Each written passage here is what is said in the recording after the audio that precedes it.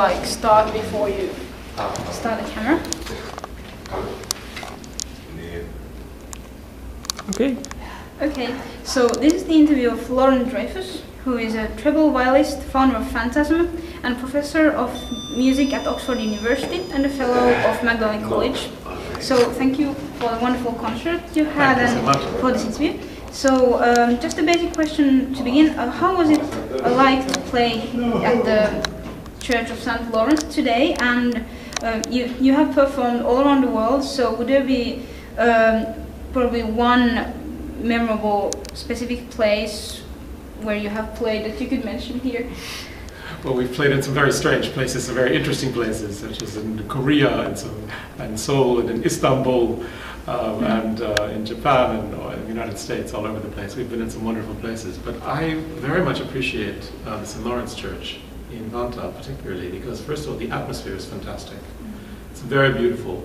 And the sound feels very, very natural for us. That you don't have to work hard, but you can also be very expressive. And you can devote yourself to a lot of nuance. So I think it's a wonderful place to play. I always look forward very much to coming here. Oh, that's really great to hear. And then I've been thinking about the concertos you played today. So in the Vanta Music Festival leaflet, you have wrote, there can be few experiences more absorbing than playing the 5-part concerts of William Lowell's. So could you tell more about this William Lowell's music, say to an audience that hasn't had any or very few musicology background? Well, this is a chap that was sort of a one-off, you know, it's a rather unusual person. We have to judge about him and his personality from the music, because even though he's writing for 5 equal instruments, he's writing in a musical language that is very modern for its time. Sometimes we almost feel it's like romantic music. And you've got all of these people sort of, you know, making love in different ways, you know, in these pavans. Sometimes it should be very sedate and calm, and yet he's always going for things that are incredibly passionate and strange, surprising harmonies, and fast stuff. You think, well, this guy's a madman. And he was a very good friend, very close to the King of England at the time, and was able to develop this music, we think, in the court. So probably a lot of people didn't hear it until the next generation, when more people started playing viols in their houses in England and at the universities. But I think it's actually quite a popular kind of music, strangely, that it speaks to a lot of people straight away, because it's not predictable. Yes. Then, speaking of universities, you have taught musicology at some of the finest universities in the world, such as Yale and Stanford, and now you are a professor of music at Oxford University. In what ways would you say that has your teaching career influenced your career as a musician and vice versa? Teaching music, both teaching musicology and teaching performance, are very close to my heart, because I think as musicians we're always trying to figure out what makes music tick. You know, why does music move us in this way? And sometimes we have to ask that question more historically, more philosophically, and sometimes really practically, just sitting there with the instruments. And what I love about particularly things that have moved me in various great universities, there are great minds, wonderful students. And students, I think, give you ideas by the kinds of questions they ask. And if you allow them to be very, very open and to learn to be young thinkers, young musicians themselves, I think they really give you a great deal. And so I've always profited from universities in that way. And Oxford in particular is very special, because we have these spaces where this music was actually played. And in my college, Magdalene, as it's pronounced, we know that people will be playing after dinner precisely this music, you know, in the 17th century. And it's quite exciting to go into these spaces as well, in these cloisters and in these chapels, work with the choirs that are still singing 6 services a week since the 1480s, that kind of thing. It's very special. Yes, I can well imagine. So this is maybe quite a broad question, but what inspires you as a musician, and what gave you, perhaps in the first place, the impulse to pursue a career as a musician? Well, my parents are both musicians, very different sorts of musicians. My father was a wonderful orchestral violinist in one of the great American orchestras in the Philadelphia Orchestra. My mother was an opera singer. And they were very shocked when I took up early music because they thought, how could you play this stuff, you know? Or I'm very shocked when I wanted to do musicology because that means, you know, you can't play. No. So my background had a lot to do with it. But I think, you know, music is something that you can't sort of plan it as a career. You have to need it and want it so much that you can't do anything else. So if you have to ask, you can't afford it.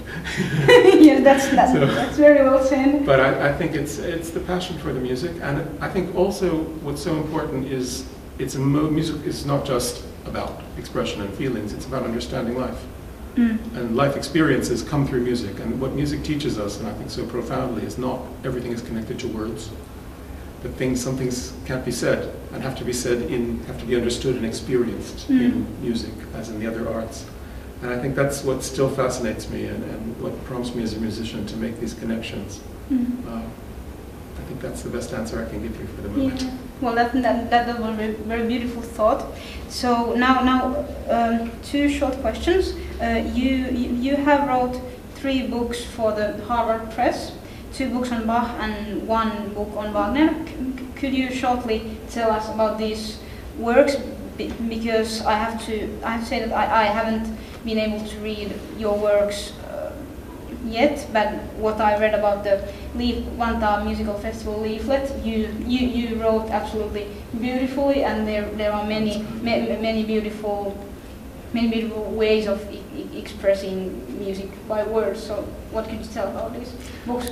Well, with the books, I think they track a kind of development in a funny way. We don't get older, and just to get more conservative, maybe we get older to free ourselves in some ways as well. My first book was very much about early music performance practice. I really wanted to know which instruments played in Bach's orchestra, how they played when. So we made some few surprising discoveries about how to do recitative, which instruments are playing. It's called Bach's Continuo Group. The second book was more an attempt to understand how Bach thinks as a composer, why he was so different from his contemporaries. So I was trying to fight against just a simple notion of influence. We hear a lot about this musician is influenced by that one, because it doesn't seem to me to allow the musician and the composer to be creative enough and to do something with someone else's work. Because music is about loves and hates in equal measure in some ways. And so I tried to talk about them as a way of getting inside Bach's mind by using historical information to do that. And finally, on this book on Wagner, it's very far away from early music, but very close. It's called Wagner and the Erotic Impulse. It's about Wagner and music and sex, and how the 19th century in particular allowed this in the music of Wagner to come as a kind of great cultural phenomenon. And my great surprise was that more people were interested in Wagner as someone who could project the notion of desire, sexual desire and love in the music, and either love the music for that reason or hate the music for that reason. Yeah. So that's what the 3 books are about. Yeah, they indeed do seem very fascinating books. So there's one question, quite a basic question. You being such a great musician, also a musicologist, what kind of music do you listen? Do you happen to listen to some Finnish music, or would there be some perhaps surprising music you listen to, being a musician who plays more, say, not the very modern musicals?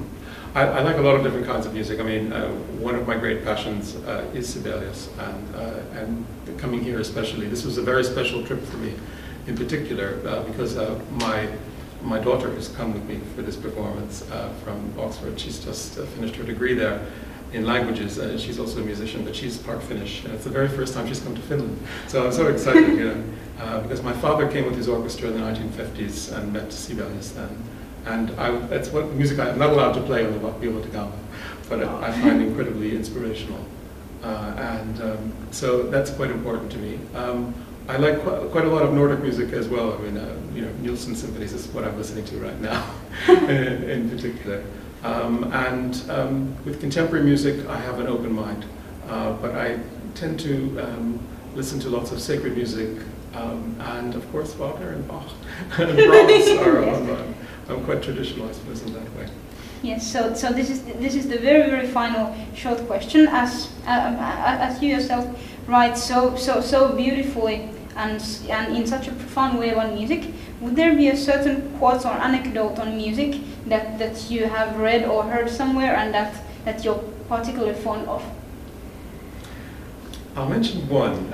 It just happens to cross my mind. Maybe it's a bit cheeky, but it's about practicing, because musicians have to practice, of course, but maybe they shouldn't practice too much. And I remember hearing this anecdote about the great cellist Rostropovich that had to play Dvorak concerto, and he was in the next hotel room to the conductor, and the conductor kept thinking, oh, I'm going to certainly hear the maestro playing next door and practicing for this very difficult concerto, and there was no sound coming out of this room at all. And they met next to the lift, and the conductor talks to Rostropovich and says, you know, Maestro, how is it possible? You've been here 3 days and I have not heard you practice octaves or any of the difficult passages. He said, this is very simple to answer. First of all, I practiced when I was young. Secondly, and this is my favorite line, practicing gives one a false sense of security. And I think what I love about that is that we can only really make music when we're playing concerts in a funny way, and you can't rehearse for that too much. You have to just do it. And that's the pleasure with an audience, communicating and having that buzz to give you ideas, to be able to think creatively and try to say something new. Indeed. So thank you very much for this interview, Mr. Dreyfus. Pleasure. Thank you so much. Okay.